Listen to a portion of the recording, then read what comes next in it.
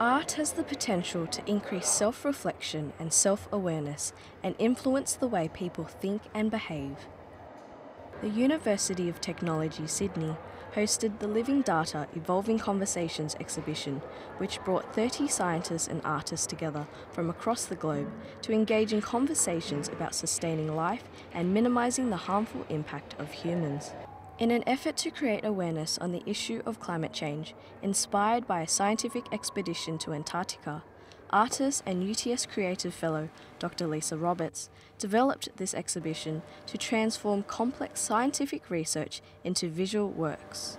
Conversations between scientists, artists and people in other disciplines are vital for us to identify the ways that we understand and the common, I suppose, iconography that we use across disciplines. Unless we have conversations, we don't recognise the connections between us and the natural world. According to Research Fellow at UTS, Dr. Jonathan Marshall, climate change is a symbolic event. He understands that art, which employs symbols and myths, allows us to try and conceive the inconceivable. The main thing is that people are never going to be convinced by dispassionate facts. That's just not how we work. Okay, facts have to come from trustable sources, they have to be phrased in language that we are prepared to accept, they have to meld with our existential myths or they will be rejected completely.